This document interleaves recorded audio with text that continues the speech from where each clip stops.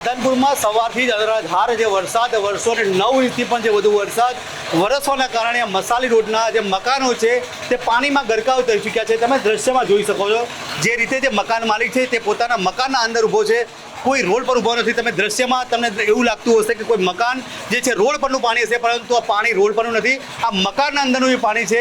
મકાનમાં રહેલો તમામ જે સરસામાન છે તે હાલ તો જે પાણીના અંદર નષ્ટ થઈ ચૂક્યો છે। પીપરમીટનો જે બિઝનેસ કરી રહ્યા છે તેમનો તમામ જે માલ છે હાલ તો પાણીના અંદર ગરકાવ થઈ ચૂકા 1 લાખથી પણ વધુ છે તે તેમને નુકસાન હાલ તો દેખાઈ રહ્યું છે। કહી શકાય કે જે માલ ઘરના અંદર જે બીજો પણ સરસામાન જે ઘર વકરીનો જે સામાન હોય છે તે તમામ પાણીના અંદર હાલ તો તરતો થઈ ગયો છે। જે રીતે સવારે જે વરસાદ વરસવાના કારણે જે નીચાણવાળા જે વિસ્તારો છે એમાં ખાસ કરીને જે મસાલી જે રોડ છે, મસાલી રોડના અંદર જે અયોધ્યાનગર સોસાયટીનું જે મકાન આવેલું છે ત્યાં પાણી એટલા હદે અંદર આવી ગયું કે નગરપાલિકાએ પંપ લાવવા માટે મજબૂર બની ગઈ।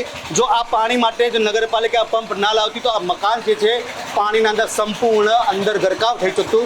પરંતુ કહી શકાય કે જે રીતે હાલ તો જે વરસાદના કારણે જે ઘર માલિકને 1 લાખથી પણ જે વધારે નુકસાન થયું છે, તંત્ર જોડે એક જ તેમની નિવેદન છે કે જે રીતે એમનું નુકસાન જે થયું છે તેમની થોડીક અંશે તેમને હાલ તો જે રીતે એમનો જે માલ જે છે બગડી ગયો છે તેમની ભરપાઈ થાય તેવી હાલ તો માલિક છે તે ઘર માલિક વાત કરી રહ્યા છે।